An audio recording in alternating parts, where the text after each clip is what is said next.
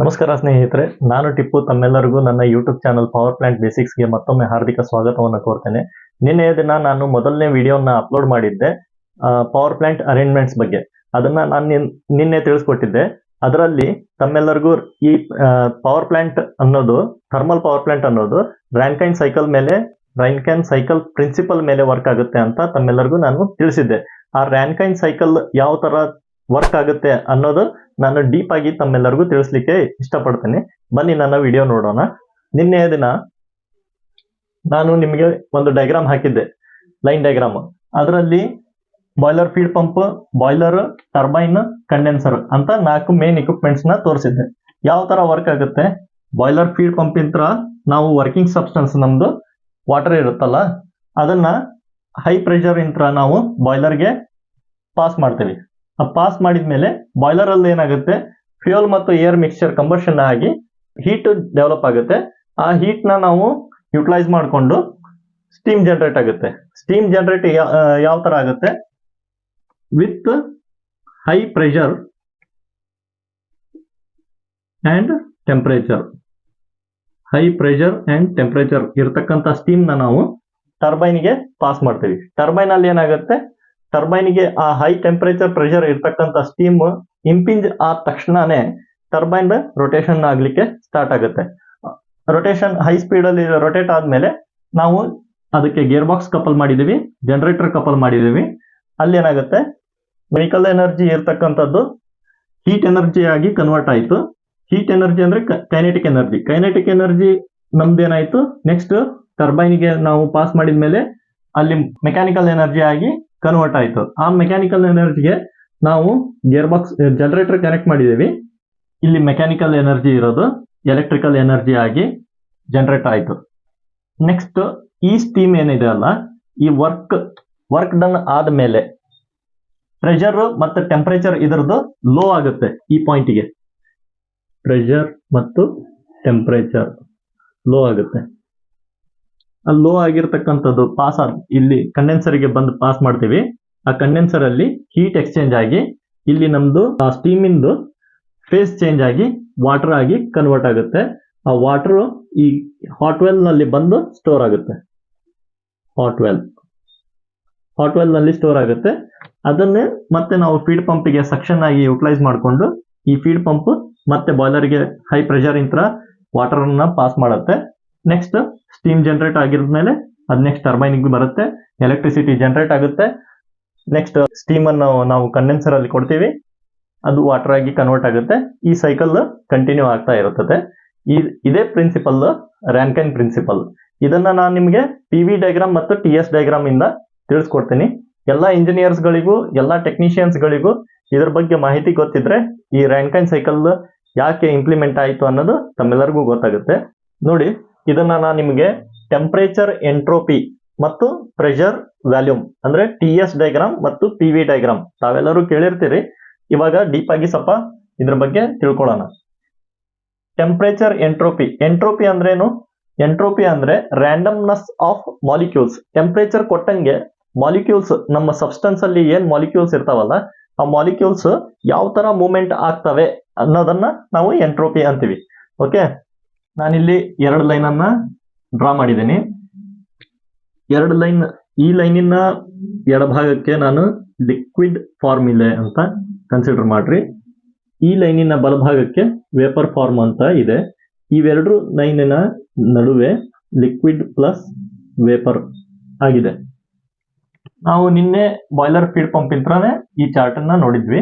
Boiler feed pump ನಮ್ .4 ಇಲ್ಲಿಗೆ ತಗೊಳ್ರಿ. .4 ಇಲ್ಲಿಂದ ನಮ್ದು ಪ್ರೆಷರ್ ರೈಸ್ ಆಗುತ್ತೆ, ಬಾಯ್ಲರ್ಗೆ ಹೋಗುತ್ತೆ. ಇದು ಪ್ರೆಷರ್ ರೈಸ್ ಆಗುತ್ತೆ ಸ್ವಲ್ಪ. ಇಲ್ಲಿ ನೋಡ್ರಿ, ಇಲ್ಲಿ ಪ್ರೆಷರ್ ರೈಸ್ ಆಯ್ತದು. ಸಾರಿ, ಅದರದ್ದು ಸೆಕ್ಷನ್ 1 kg ಅಂತ ಇಟ್ಕೊಳ್ಳಿ. ಈ ಲೈನ್, ಈ ಪಾಯಿಂಟ್ ಇಲ್ಲಿಗೆ ಬರುತ್ತೆ.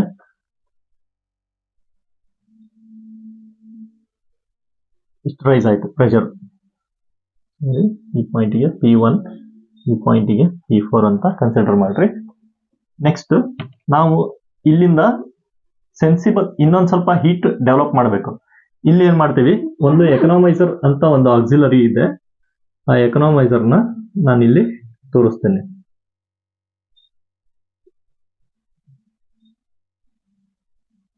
ಎಕನಾಮೈಸರ್ ಅಲ್ಲಿ.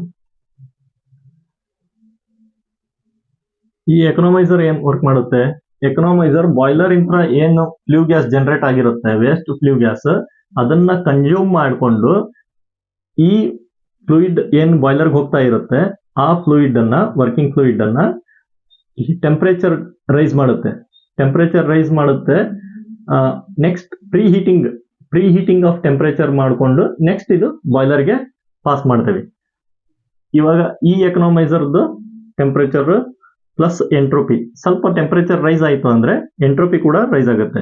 ಇವಾಗ ಇದರದ್ದು ಇನಿಷಿಯಲ್ ಟೆಂಪರೇಚರ್ ನಾವಿಲ್ಲಿ ಇದಂತರೂ ಹಾಟ್ ವಾಟರೇ ಇರುತ್ತೆ, ಮಿನಿಮಮ್ ಒಂದು 100 ಡಿಗ್ರಿ ಅಂತ ಇಟ್ಕೊಳ್ಳಿ. ಅದನ್ನ 100 ಡಿಗ್ರಿ ನಾನು ರೈಸ್ ಮಾಡಿದ್ದೀನಿ ಪ್ರೆಷರ್ನ. ನೆಕ್ಸ್ಟ್ ಅದೇ ವಾಟರ್ನ ನಾನು ಇಲ್ಲಿ ಪಾಸ್ ಮಾಡಿದ್ದೀನಿ ಎಕನಾಮೈಸರ್ಗೆ. 100 to 250 ಡಿಗ್ರಿ ಬರುತ್ತೆ ಅಥವಾ 200+ ಡಿಗ್ರಿ ಬರುತ್ತೆ. ಜೊತೆಗೆ ಅದರದ್ದು ಎಂಟ್ರೋಪಿ ಕೂಡ ಸ್ವಲ್ಪ ರೈಸ್ ಆಗಿರುತ್ತೆ. ಅದಕ್ಕೆ ನಾನು ಇದನ್ನ ಕ್ರಾಸ್ ಲೈನ್ ಆಗಿ ತಗೊಂತೀನಿ.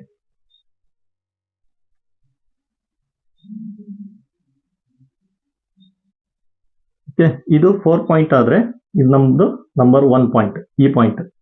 ನೆಕ್ಸ್ಟ್ ಇದನ್ನ ನಾನು 1 ಅಂತ ಕೊಡ್ತೀನಿ. 1 ಇದು ಫಸ್ಟ್ ಪಾಯಿಂಟ್. ನೆಕ್ಸ್ಟ್ ಇಲ್ಲಿ ಏನಾಯ್ತು, ಜಸ್ಟ್ ನಮ್ದು ಟೆಂಪರೇಚರ್ ರೈಸ್ ಆಯ್ತು ಅಂದ್ರೆ ಸೆನ್ಸಿಬಲ್ ಹೀಟ್ ನ ಯುಟಿಲೈಸ್ ಆಯ್ತು. ನಾವು ಈಗ ನೆಕ್ಸ್ಟ್ ಈ ಪ್ರೆಷರ್, ಈ ವರ್ಕಿಂಗ್ ಸಬ್ಸ್ಟೆನ್ಸ್ ನ ನಾವು ಲೇಟೆಂಟ್ ಹೀಟ್ ಕೊಟ್ಟು ಅದರದ್ದು ಫೇಸ್ ಚೇಂಜ್ ಮಾಡಬೇಕು, ಅಂದ್ರೆ ವೇಪರ್ ಸ್ಟೀಮ್ ಆಗಿ ಕನ್ವರ್ಟ್ ಮಾಡಬೇಕು. ಅಂದ್ರೆ ಇದು ಸೇಮ್ ಪ್ರೆಷರ್ ಅಲ್ಲಿ ಪ್ರೆಷರ್ ಕಾನ್ಸ್ಟೆಂಟ್ ಇಟ್ಕೊಂಡು ನಾವು ಟೆಂಪರೇಚರ್ನ ರೈಸ್ ಮಾಡ್ತಾ ಹೋಗ್ತೀವಿ. ಟೆಂಪರೇಚರ್ ರೈಸ್ ಮಾಡ್ತಾ ಹೋದ್ವಿ, ಪ್ರೆಷರ್ ಕಾನ್ಸ್ಟೆಂಟ್ ಇದೆ, ಟೆಂಪರೇಚರ್ ರೈಸ್ ಆಯ್ತು, ಫೇಸ್ ಇಲ್ಲಿಗೆ ಚೇಂಜ್ ಆಯ್ತು. ಈ ಫೇಸಿಗೆ ಬಂದ್ವಿ, ನಂಬರ್ 2 ಪಾಯಿಂಟಿಗೆ ಬಂದ್ವಿ ನಾವು. ಇವಾಗ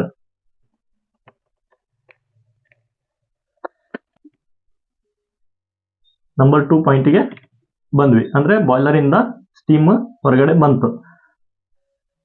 ಬಾಯ್ಲರ್ ಅಲ್ಲಿ ಈ ಪಾಯಿಂಟಿಗೆ ಬಂದ್ವಿ ಅಲ್ಲ. ಇವಾಗ ನೆಕ್ಸ್ಟ್ ನಾನು ಇಲ್ಲಿ PV ಇದನ್ನಿಷ್ಟ ನೆನಪಿಟ್ಕೊಟ್ರಿ ನೀವು. ನಾನು ಇವಾಗ PV ಡಯಾಗ್ರಾಮ್ ಅಲ್ಲಿ ಏನಾಯ್ತು ಅಂತ ತೋರಿಸ್ಕೊಡ್ತೀನಿ. ಇಲ್ಲಿ ನಮ್ದು ಫೀಡ್ ಪಂಪ್ದ ಸಕ್ಷನ್ ಏನಿದೆ 1 kg ಇತ್ತು, ಅದಕ್ಕೆ ನಾನು ಒಂದ್ ಸ್ವಲ್ಪ ಲೈನ್ ಗ್ಯಾಪ್ ಬಿಟ್ಟು ಈ ಲೈನ್ ಅನ್ನ ಹಾಕಿದ್ದೀನಿ.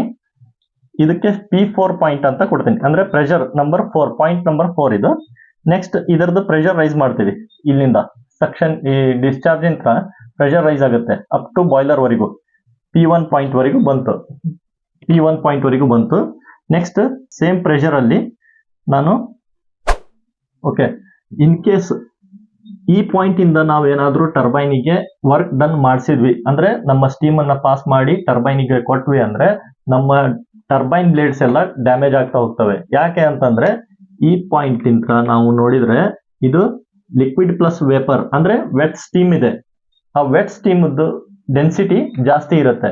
ಆ ಡೆನ್ಸಿಟಿ ಕಡಿಮೆ ಆಗ್ಬೇಕು, ನಮ್ದು ಕ್ವಾಲಿಟಿ ಆಫ್ ಸ್ಟೀಮ್ ಡ್ರೈ ಆಗ್ಬೇಕು ಅಂತ ಅಂದ್ರೆ ನಾವೇನ್ ಮಾಡ್ಬೇಕು, ಇದನ್ನ ಈ ಪಾಯಿಂಟ್ ಇಂದ ಇನ್ನೊಂದ್ ಸ್ವಲ್ಪ ಟೆಂಪರೇಚರ್ ಅನ್ನ ರೈಸ್ ಮಾಡಬೇಕು. ಅವಾಗ ಅಂದ್ರೆ ಸೂಪರ್ ಹೀಟ್ ಮಾಡ್ತೀರಾ ನೀವು, ಟೆಂಪರೇಚರ್ ನ ರೈಸ್ ಮಾಡ್ತೀರಾ, ಸೂಪರ್ ಹೀಟಿಂಗ್ ಕಂಡೀಷನ್ ಅಲ್ಲಿ ಹೋಗುತ್ತೆ. ಈ ಪಾಯಿಂಟ್ ಅನ್ನ ನಾನು 2 ಅಂತ ಹೇಳ್ತೇನೆ. 2. ಅವಾಗ ಈ ಪಾಯಿಂಟ್ ಅನ್ನ ನಾವು ಅಂದ್ರೆ super heated steam, high pressure with temperature ಇರತಕ್ಕಂತ ಸ್ಟೀಮ್ ಬಂದು ಟರ್ಬೈನಿಗೆ ನಾವು ಪಾಸ್ ಮಾಡಿದರೆ ಅವಾಗ ಏನಾಗುತ್ತೆ, ನಮ್ಮ ಟರ್ಬೈನ್ ಬ್ಲೇಡ್ಸ್ ಸೇಫ್ ಆಗಿ ಉಳ್ಕೊಂತವೆ. ಯಾಕಂದ್ರೆ ಇದರದ್ದು ಡೆನ್ಸಿಟಿ ಕಡಿಮೆ ಆಗುತ್ತೆ. ನೋಡಿ ಇಲ್ಲಿ ವರ್ಕ್ ಡನ್ ಮಾಡಿಸ್ತೇನೆ. ವರ್ಕ್ ಡನ್ ಆದ್ಮೇಲೆ ನಮ್ದು ಎಕ್ಸಾಸ್ಟ್ ಆಗುತ್ತಲ್ಲ, ಎಕ್ಸಾಸ್ಟ್ ಸ್ಟೀಮ್ ಇದು ಇಲ್ಲಿ ಕೊಡ್ತೀನಿ. ಇದು ಪಾಯಿಂಟ್ ನಂಬರ್ 3. ಇದು ಎಕ್ಸಾಸ್ಟ್ ಸ್ಟೀಮ್ ವರ್ಕ್ ಡನ್ ಆಯ್ತು ನಮ್ದು. ಇದು ಅಪ್ರಾಕ್ಸಿಮೇಟ್ ಡ್ರೈನೆಸ್ ಫ್ರಾಕ್ಷನ್ ಇದರದ್ದು 0.98 0.95 ಅಬೋ ಇರುತ್ತೆ. ಈ ಪಾಯಿಂಟ್ಗೆ ನಮ್ದು ಡ್ರೈನೆಸ್ ಫ್ರಾಕ್ಷನ್ 100% ಇರುತ್ತೆ, ಅಂದ್ರೆ x = 1 ಅಂತೀನಿ. ಈ ಪಾಯಿಂಟ್ಗೆ ನಮ್ಮ ಡ್ರೈನೆಸ್ ಫ್ರಾಕ್ಷನ್ x = 0 ಅಂತ ಇರುತ್ತೆ. ಇದ್ರ ನಡುವೆ ಬರತಕ್ಕಂಥದ್ದು 10%, 20%, 30%, 40, 50, 60 ಈ ತರ ನಾವು ಟೆಂಪರೇಚರ್ನ ರೈಸ್ ಮಾಡ್ತಾ ಹೋದಂಗೆ ನಮ್ಮ ಡ್ರೈನೆಸ್ ಫ್ರಾಕ್ಷನ್ ಕ್ವಾಲಿಟಿ ಅಂದ್ರೆ ಸ್ಟೀಮ್ ಕ್ವಾಲಿಟಿ ಇಂಪ್ರೂವ್ ಆಗ್ತಾ ಹೋಗುತ್ತೆ. ಇವಾಗ ನಮ್ದು ಅಪ್ರಾಕ್ಸಿಮೇಟ್ 0.98 ಬಂತು ಅಂತ ಅನ್ಕೊಳ್ಳಿ. ಇಲ್ಲಿ ಡ್ರೈನೇಜ್ ಸ್ಟ್ರಕ್ಚರ್ ನಮ್ದು ಪಾಯಿಂಟ್ ಇಲ್ಲಿಗೆ ರೀಚ್ ಆಗಿದೆ ಇವಾಗ. ಓಕೆ, ನಾವು ಇವಾಗ ಇಲ್ಲಿ ಫೇಸ್ ಚೇಂಜ್ ಆಯಿತು ನಮ್ದು. 3rd ಪಾಯಿಂಟಿಗೆ ಬಂತಲ್ಲ, ಈ exhaust steam next phase change ಆಗುತ್ತೆ. ಕಂಡೆನ್ಸರ್ ಥ್ರೂ ನಮ್ದು ಸ್ಟೀಮು ವಾಟರ್ ಆಗಿ ಕನ್ವರ್ಟ್ ಆಗುತ್ತೆ. ಅದನ್ನೇ ನಾವು ನೆಕ್ಸ್ಟ್ ಫೀಡ್ ಪಂಪಿಗೆ ಕೊಡ್ತೀವಿ. ಇದನ್ನು ಒಯ್ದು ಇಲ್ಲಿ ಕೊಡ್ತೀವಿ.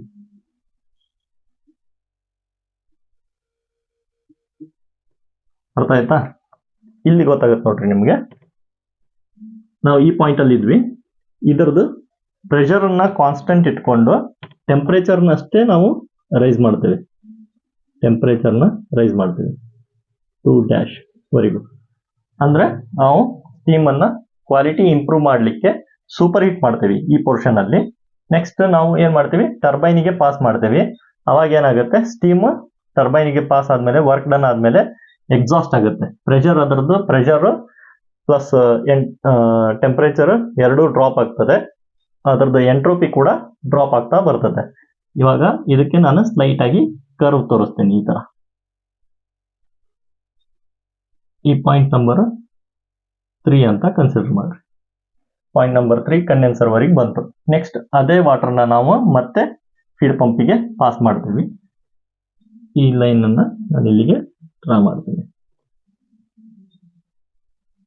ಓಕೆ, ಅಂಡರ್ಸ್ಟ್ಯಾಂಡ್ ಆಯ್ತಾ ನಿಮಗೆ? ಇಲ್ಲಿಗೆ ನಾವು ನಂಬರ್ 2 ಪಾಯಿಂಟ್ ಇಂದ ನಾವು ಇದನ್ನ 3' ಅಂತ ಅನ್ಕೊಳ್ಳಿ ನೀವು. ಈ ನಂಬರ್ 2 ಪಾಯಿಂಟ್ ಇಂದಾನೇ ನಾವು, ಅಂದ್ರೆ ವೆಟ್ ಸ್ಟೀಮ್ ಅನ್ನೇ ನಾವು ಟರ್ಬೈನಿಗೆ ಕೊಟ್ಟಿದ್ರೆ ನಮ್ಮ ಟರ್ಬೈನ್ ಡ್ಯಾಮೇಜ್ ಆಗುತ್ತೋ, ಪ್ಲಸ್ ಎಫಿಷಿಯನ್ಸಿನೂ ಕಡಿಮೆ ಆಗುತ್ತೆ.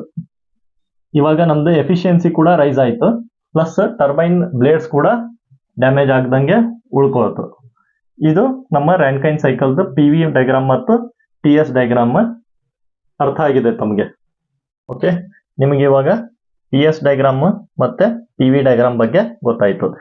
ಈ ಲೈನ್ ಪ್ರೆಷರ್ ಕಾನ್ಸ್ಟೆಂಟ್ ಇಟ್ಕೊಂಡು ನಾವು 1 ಪಾಯಿಂಟ್ ಪ್ರೆಷರ್ ಪಾಯಿಂಟ್ 1 ನಿಂದ 2' ವರೆಗೂ ಬಂದ್ವಲ್ಲ, ಇದಕ್ಕೆ ಐಸೋಬಾರಿಕ್ ಹೀಟ್ ಎಡಿಷನ್ ಅಂತ ಹೇಳ್ತೀವಿ. ಈ ಪಾಯಿಂಟ್ 1 ನಿಂದ 2 ಬರೋವರೆಗೂ, ಅಂದ್ರೆ 2' ನಾವು ಮತ್ತೆ ಇಲ್ಲಿ ಸೂಪರ್ ಹೀಟ್ ಮಾಡಿದೇವಲ್ಲ, 1 ನಿಂದ 2' ವರೆಗೂ ಹೀಟ್ ಆಡ್ ಮಾಡ್ತಾವಿ. ಹೀಟ್ ಆಡ್ ಮಾಡೋದನ್ನ ಐಸೋಬಾರಿಕ್, ಐಸೋ ಅಂದ್ರೆ ಕಾನ್ಸ್ಟಂಟ್, ಬ್ಯಾರಿಕ್ ಅಂದ್ರೆ ಪ್ರೆಷರ್. ಐಸೋಬಾರಿಕ್ ಅಂದ್ರೆ ಕಾನ್ಸ್ಟಂಟ್ ಪ್ರೆಷರ್ ಅಲ್ಲಿ ಹೀಟ್ ಆಡ್ ಮಾಡಿರೋದು. ಅದೇ ತರ ಇಲ್ಲಿ ಐಸೋಬಾರಿಕ್ ಹೀಟ್ ರಿಜೆಕ್ಷನ್ ಅಂದ್ರೆ ಈ ಕಂಡೆನ್ಸರ್ ಅಲ್ಲಿ ನಾವು ಹೀಟ್ ರಿಜೆಕ್ಟ್ ಮಾಡ್ತೀವಿ. ನೆಕ್ಸ್ಟ್ ನಾವೇನು ಇಲ್ಲಿ ಟರ್ಬೈನ್ ನಿಂದ ಸ್ಟೀಮ್ ಎಕ್ಸ್ಪ್ಯಾಂಡ್ ಮಾಡ್ತಾವಲ್ಲ, ವರ್ಕ್ ಡನ್ ಮಾಡೋದು, ಅದನ್ನ ಐಸೆಂಟ್ರೋಪಿಕ್ ಎಕ್ಸ್ಪ್ಯಾನ್ಷನ್ ಅಂತೀವಿ. ಅಂದ್ರೆ ಕಾನ್ಸ್ಟಂಟ್ ಆಗಿ ನಾವು ಎಂಟ್ರೋಪಿ ಇಟ್ಕೊಂತೀವಿ. ಎಂಟ್ರೋಪಿ ಕಾನ್ಸ್ಟಂಟ್ ಇಟ್ಕೊಂಡು ಸ್ಟೀಮ್ ಎಕ್ಸ್ಪ್ಯಾಂಡ್ ಆಗಿರೋದು. ನೆಕ್ಸ್ಟ್ ಅದೇ ತರ ಇಲ್ಲಿ ಫೀಡ್ ಪಂಪ್ ಇಂದ ನಾವು ನಮ್ಮ ವರ್ಕಿಂಗ್ ಸಬ್ಸ್ಟೆನ್ಸ್ ನ ಪ್ರೆಷರ್ ರೈಸ್ ಮಾಡೋದನ್ನ ಐಸೆಂಟ್ರೋಪಿಕ್ ಕಾಂಪ್ರೆಷನ್ ಅಂತ ಹೇಳ್ತೀವಿ. ನೆಕ್ಸ್ಟ್ ನಿಮಗೆ ಇಲ್ಲಿ ಇನ್ನೊಂದು ಪಾಯಿಂಟ್ ಹೇಳೋದನ್ನ ಮರ್ತಿದ್ದೆ ನಾನು. ಇವೆರಡು ಲೈನ್ ಅನ್ನ ನಾವು ಸಪೋಸ್ ಟೆಂಪರೇಚರ್ ಅನ್ನ ರೈಸ್ ಮಾಡ್ತಾ ಹೋಗಿ ನಾವು ಈ ಎರಡು ಲೈನ್ ಅನ್ನ ಡ್ರಾ ಮಾಡಿ ಜಾಯಿನ್ ಮಾಡಿದ್ರೆ ಇಲ್ಲೊಂದು ಪಾಯಿಂಟ್ ಸಿಗುತ್ತೆ ನಮಗೆ. ಈ ಪಾಯಿಂಟ್ಗೆ ನಾವು ಕ್ರಿಟಿಕಲ್ ಪಾಯಿಂಟ್ ಅಂತ ಕರಿತೀವಿ. ಕ್ರಿಟಿಕಲ್ ಪಾಯಿಂಟ್ ಅಂತ ಕರಿತೀವಿ. ಇಲ್ಲಿ ಏನಾಗುತ್ತೆ, ಇದರದ್ದು ಟೆಂಪರೇಚರ್ ನೋಡ್ರಿ, ಇದರದ್ದು ಪ್ರೆಷರ್, ಈ ಪಾಯಿಂಟ್ಗೆ ನಮ್ಮ ಪ್ರೆಷರ್ ಬಂದ್ಬಿಟ್ಟು 221 ಬಾರ್ ಇರುತ್ತೆ. ಅಂದ್ರೆ approximate 225 kg per cm², plus ಅದರದ್ದು ಟೆಂಪರೇಚರ್ 374.5 ಡಿಗ್ರಿ ಸೆಂಟಿಗ್ರೇಡ್ ಇರುತ್ತೆ. ಈ ಪಾಯಿಂಟ್ಗೆ ಕ್ರಿಟಿಕಲ್ ಪಾಯಿಂಟ್ ಅಲ್ಲಿ ಇಲ್ಲಿ ಏನಾಗುತ್ತೆ, ಫೇಸ್ ಚೇಂಜ್ ಮಾಡೋ ಅವಶ್ಯಕತೆ ಇಲ್ಲ. ಈ ಪ್ರೆಷರ್ ಅಲ್ಲಿ ಈ ಟೆಂಪರೇಚರ್ ಇದ್ಬಿಟ್ರೆ ನಮ್ದು ಸಬ್ಸ್ಟೆನ್ಸ್ ಇಮಿಡಿಯೇಟ್ ಫೇಸ್ ಚೇಂಜ್ ಮಾಡ್ಕೊಂಡು ನಮ್ದು ಸೂಪರ್ ಹೀಟೆಡ್ ಕಂಟೆಂಟ್ ಅಲ್ಲಿ ಬಂದ್ಬಿಡುತ್ತೆ. ಡ್ರೈನೇಜ್ ಫ್ರಾಕ್ಷನ್ ಇದರದ್ದು ಹೈ ಆಗಿ ಉಳಿದ್ಬಿಡುತ್ತೆ.